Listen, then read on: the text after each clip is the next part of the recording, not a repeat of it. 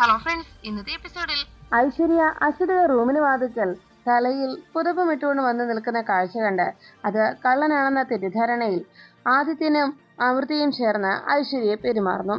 ഐശ്വര്യയ്ക്ക് നല്ല തല്ല് കിട്ടിയതിനു ശേഷം ഐശ്വര്യ അവിടെ നിൽക്കുന്നത് കണ്ട് കാര്യം അന്വേഷിച്ച് അവിടേക്ക് ശ്യാമയും എത്തിച്ചേർന്നു. എന്താ കാര്യം, എന്തിനാണ് ഇവിടെ വന്നതെന്നും എന്ത് ദുരുദ്ദേശത്തിനാണ് ഇവിടെ എത്തിയതായി എന്നും നിർബന്ധപൂർവ്വം ഐശ്വര്യയോട് ചോദിക്കുമ്പോൾ ഐശ്വര്യ അവസാനം കളവ് പറഞ്ഞ് രക്ഷപ്പെടാനായി ശ്രമിക്കുന്നു.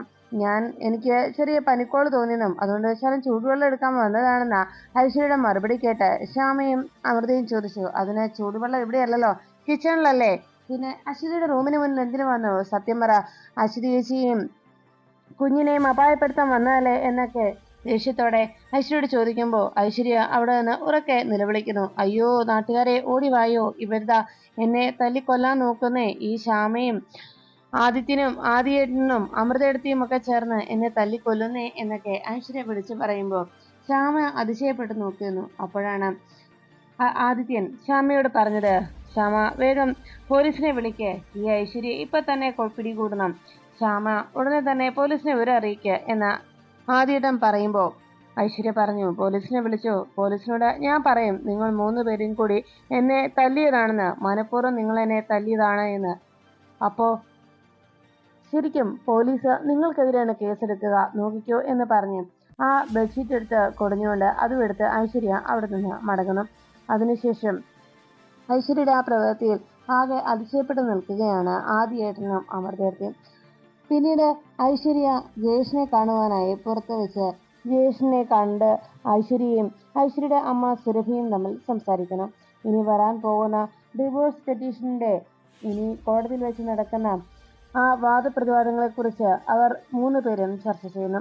ഉടനെ തന്നെ അരുണിന്റെ ജീവിതത്തിൽ നിന്ന് നിന്നെ അവർ പുറത്താക്കില്ലേ, നീ എന്തിനാണ് ആ ജോയിന്റ് പെറ്റീഷൻ സൈൻ ചെയ്ത് കൊടുത്തത് എന്ന് സുരഭി ദേഷ്യപ്പെടുമ്പോൾ ഐശ്വര്യ പറഞ്ഞു, ഇല്ല മമ്മി, അങ്ങനെ ചെയ്തു എന്ന് വെച്ചത് അത് അപ്പോൾ തന്നെ നിവൃത്തികേടുകൊണ്ടാണ്. പക്ഷെ ഒരു കാരണവശാലും ഇതിൽ അവർ ജയിക്കാൻ പോകുന്നില്ല, ഇവിടെ ഡിവോഴ്സ് നടക്കാനും പോകുന്നില്ല.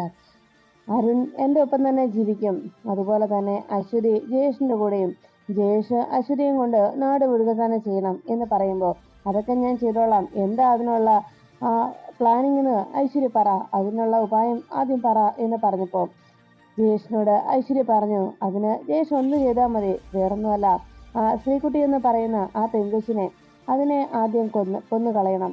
അതിനെ കൊല്ലുകയാണെങ്കിൽ പിന്നെ ഒരു പ്രശ്നവും അശ്വതിക്കുണ്ടാവില്ല. അശ്വതി ജയേഷ് പറയുന്നത് പോലെ ജയേഷിന്റെ പിന്നാലെ അവൾ എത്തും. അങ്ങനെ ജയേഷ് അശ്വതിയുമായി ഈ നാട് വിടണം, മറ്റൊരു നാട്ടിൽ പോയി ജയേഷ് അശ്വതിക്കൊപ്പം ജീവിക്കണം.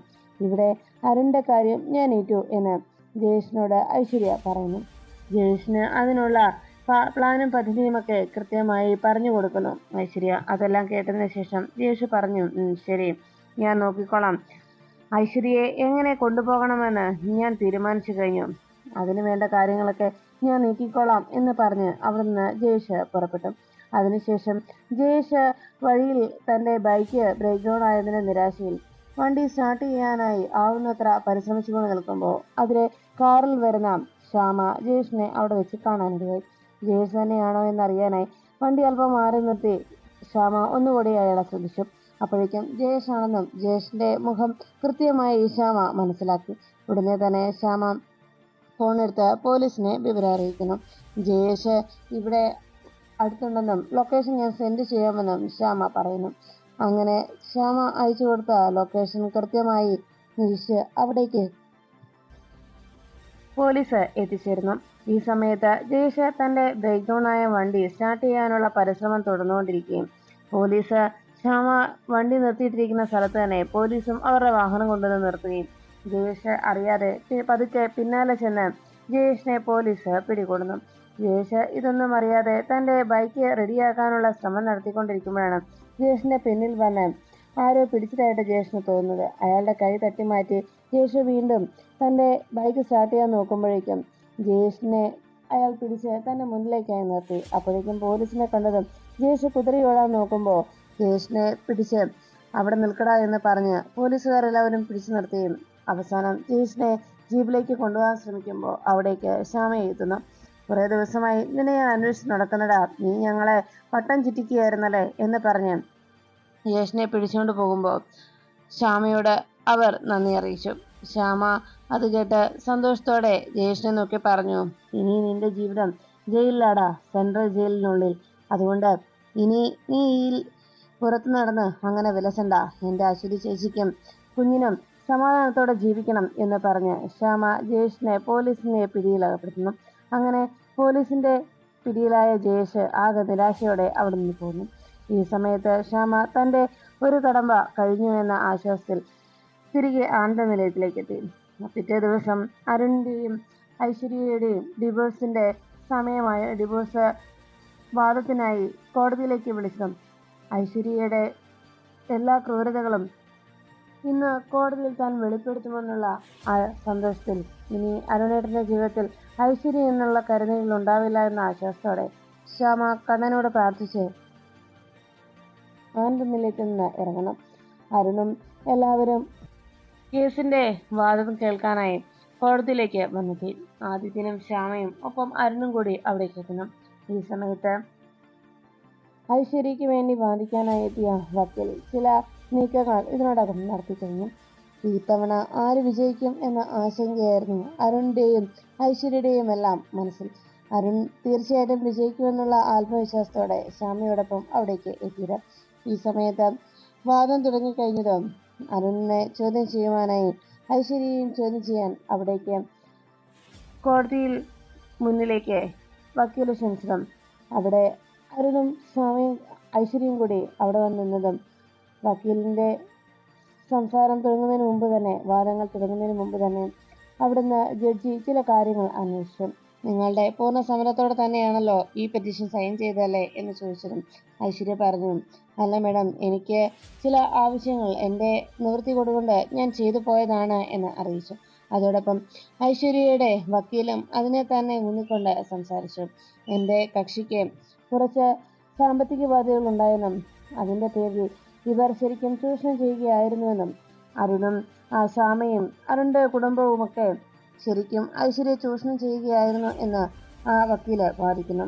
അതുമാത്രമല്ല, ഇവരുടെ വിവാഹം നടന്ന സമയത്ത് ഐശ്വര്യയ്ക്ക് 250 പവനാണ് അന്ന് സ്ത്രീധനമായിട്ട് നൽകിയത് എന്ന് വക്കീൽ പറഞ്ഞത് കേട്ട് ശ്യാമയും ആദിത്യനും ഞെട്ടുന്നു.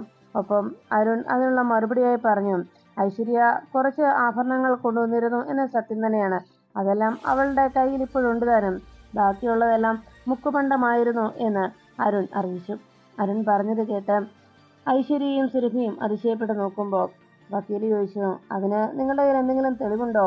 ആ ചോദ്യം കേട്ടതിന് മറുപടി പറയാനില്ലാതെ അരുണാകെ വിഷമിപ്പിക്കുമ്പോൾ ഉടനെ വക്കീല് തന്റെ കയ്യിലിരുന്ന തെളിവായി അവരുടെ വിവാഹ ചിത്രം കോടതിക്ക് മുന്നിൽ സമർപ്പിച്ചു. അത് വിവാഹ ഫോട്ടോയാണെന്നും അതിൽ അന്ന് ഐശ്വര്യയ്ക്ക് കൊടുത്ത ആഭരണവും എത്രത്തോളമാണ് എന്ന് അതിൽ വ്യക്തമാണ് എന്ന് വക്കീല് കാട്ടുന്നു. അത് കണ്ട കോടതി ഐശ്വര്യയുടെ ഭാഗത്താണ് സത്യമുള്ളത് എന്ന തെറ്റിദ്ധാരണ കോടതിയിൽ ഉണ്ടാക്കിയെടുക്കാനുള്ള ശ്രമം വക്കീലിന്റെ ഭാഗത്ത് നിന്ന് വീണ്ടും ഉണ്ടാകുന്നു. വിവാഹം കഴിഞ്ഞ് 1 വർഷത്തിന് ശേഷം അരുൺ അവരുടെ ഫാമിലി ബിസിനസ്സായ സ്ഥാപനമായ വർമ്മ അസോസിയേറ്റ്സിന് വർമ്മ കമ്പനിക്ക് അന്ന് ഒരു 5 കോടി രൂപ അവരുടെ കമ്പനിയുടെ ആവശ്യത്തിനായിട്ടും കമ്പനി പുനരുദ്ധരിക്കുന്നതിന് വേണ്ടി പുനർനിർമ്മാണത്തിനുമൊക്കെയായിട്ട് 5 കോടി രൂപ സുരഭി എന്ന എൻ്റെ കക്ഷിയായ ഐശ്വര്യയുടെ അമ്മയുടെ കയ്യിൽ നിന്ന് വാങ്ങിയിട്ടുണ്ട് എന്ന് പറഞ്ഞു. ആ വാക്കേട്ട ശ്യാമയും ആദിത്യനുമൊക്കെ ആകെ അന്താളിച്ചു നിൽക്കുമ്പോൾ അരുൺ കോടതി മുൻപാകെ പറഞ്ഞു, ഇല്ല, ഇതെല്ലാം കളവാണ്, ഒരിക്കലും അങ്ങനെയൊന്നും സംഭവിച്ചിട്ടില്ല എന്ന് അരുൺ കോടതിയെ വിശ്വസിപ്പിക്കാനായി ശ്രമിക്കുന്നു. അവസാനം കോടതിയെ കൃത്യമായി തന്നെ ഐശ്വര്യയുടെ വക്കീൽ തെറ്റിദ്ധരിപ്പിച്ചതിന്റെ അടിസ്ഥാനത്തിൽ ആകെ നിരാശയോടെ അരുണിന് വീട്ടിലേക്ക് മടങ്ങി വരുന്നു. വീട്ടിലേക്ക് എത്തിയ അരുൺ ആകെ സങ്കടത്തോടെ അകത്തേക്ക് കയറി വരുമ്പോൾ വസന്തരാമ കാര്യമെന്തെന്നറിയാനായി വാതിക്കലേക്ക് വളരെ പ്രതീക്ഷയോടെ എത്തി. ഇത്തവണ ഐശ്വര്യ അരുണിന്റെ ജീവിതത്തിൽ നിന്ന് ഒഴിഞ്ഞുപോയെന്നുള്ള പ്രതീക്ഷയിൽ വസന്തരാമ അരികിലേക്ക് ഓടി വന്ന് എന്താ മോനെ എന്ന് ചോദിക്കുമ്പോൾ നിരാശയോടെ അരുൺ കരഞ്ഞുകൊണ്ട് അമ്മയോട് പറഞ്ഞു, അമ്മേ, എനിക്ക് മതിയായി, എനിക്ക് ഈ ജീവിതം മടുത്തു, എനിക്ക് എല്ലാം മതിയായി എന്ന് പറഞ്ഞ് അരുൺ പൊട്ടിക്കരയുകയും വിഷമിക്കുകയും ചെയ്യുന്നത് കണ്ട് അശ്വതി അവിടേക്ക് എത്തുന്നു. അരുണിന്റെ സങ്കടത്തോടെയുള്ള സംസാരം കേട്ട് വസന്തരാമ കാര്യങ്ങൾ അറിഞ്ഞതും ഐശ്വര്യ വീണ്ടും അരുണിന്റെ ജീവിതത്തിൽ ഒരു കരിവണ്ട് പോലെ ഒരു ഞണ്ടുപോലെ വീണ്ടും അരുണിന്റെ ജീവിതം തകർക്കാനായി കാർന്ന് തിന്നാനായി വീണ്ടും അരുണിന്റെ ജീവിതത്തിൽ തിരിച്ചു നിൽക്കുകയാണെന്നുള്ള സത്യം അറിയുന്ന വസന്തരാമ ഐശ്വര്യയെ എന്നേക്കുമായി പുറത്താക്കാൻ ഇനി എന്താണ് പോംവഴിയെന്ന് ശ്യാമയോട് ചോദിക്കുന്നു.